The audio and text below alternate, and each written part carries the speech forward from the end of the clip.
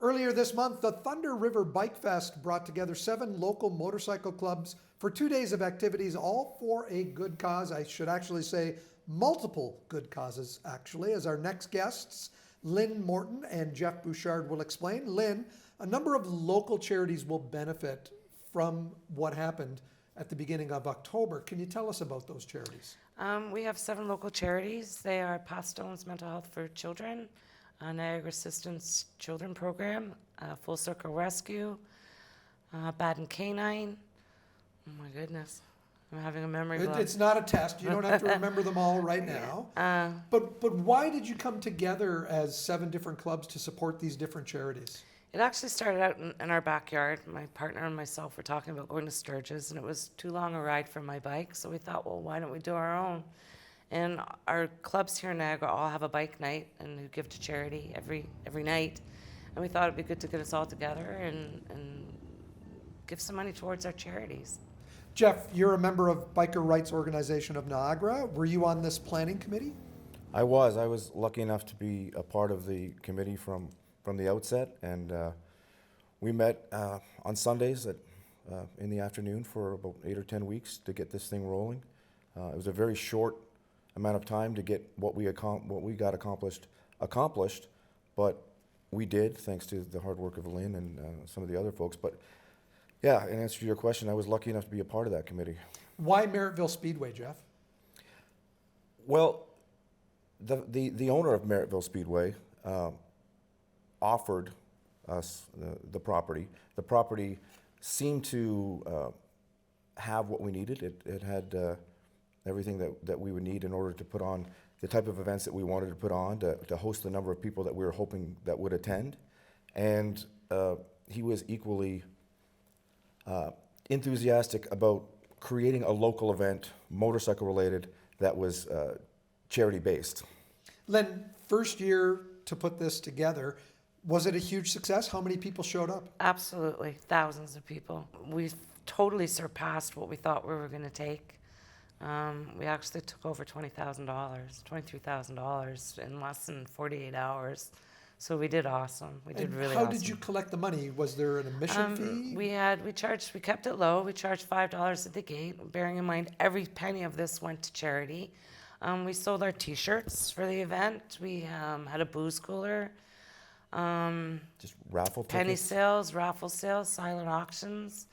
That's how we generated our money. You had lots of activities for the kids. This was for the whole family. It was a family-orientated. It is a family-orientated. We had bouncy castles, face painters, balloon twisters, coloring contests. So it was a family-orientated event. It was very good. Jeff, there were motorcycle games. Now, you were trying to explain to me the slow race. Can you tell me about that? Yeah, the slow race, basically, like it sounds, it's the slowest man wins, or woman in this case, because Lynn was our slow race champion. But the idea is you set up a track, you put multiple bikes beside each other, you say ready, set, go, or in our case, ready, set, slow, and the last person to cross the finish line wins. So you're trying to go as slow as possible. Are you out if your foot touches the ground? Is if that your how it foot works? touches the ground, you're out, and it really demonstrates the rider's ability to handle their motorcycle, to balance their motorcycle, and to work within the friction zone to keep the bike going slow, but also upright. It's an old game. It's been going on probably since motorcyclists started gathering together, and we like to keep the tradition alive, and people seem to like it. Lynn, 7 different clubs coming together. Is there usually communication between these clubs here in Niagara? We all support each other. We all, like I say, we all have a bike night, and we all generally go out and support each other. But it was just awesome that everybody came together, and we all worked together to make this happen. I mean, if the clubs hadn't put in the effort that we did, it might not have been the event that it was, and everybody pulled their weight, and it shows in the money that we took. Is this going to be an annual event? Absolutely. Same time next. Well, actually, we're going to change our event location next year because it was a bit cold. It was September 30th, October 1st. It was a bit Part cold. of that, too, if you're using Merrittville, you have to wait until their season is over. Until their season is over. So we're actually scouting for another premise for next year so we can bring it on a little bit early. We figure if we can make that kind of money in the cold weather, we can make really good money in the warm weather. And the nights will be lighter and warmer. I noticed, Jeff, that a lot of the charities are children-based, and that seems to be the theme for a lot of, I think, of the fundraising efforts that most cycle clubs do actually raise money for. Am I correct?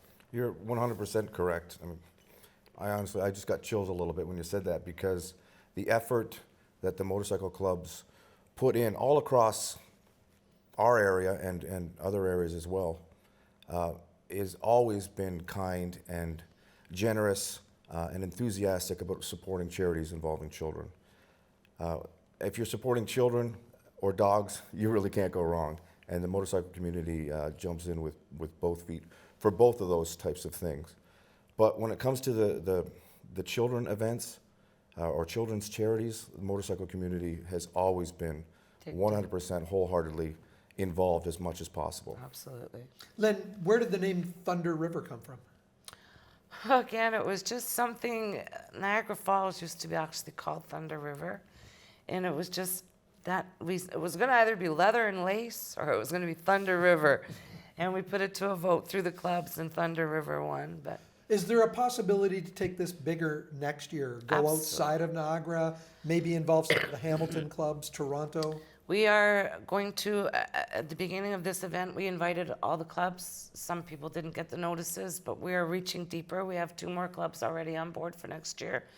We want to make this as big and as good as we can, so any clubs that want to be a part of this are more than welcome to be aboard. Jeff, have you presented the checks yet to these charities? The checks, I believe, will be handed out, divided out tomorrow. All clubs will receive an equal amount, and then it's up to the individual clubs to contact their charity and set up a date where they can, make some type of event out of the check delivery, because it's important that the clubs get their faces out there. It's important that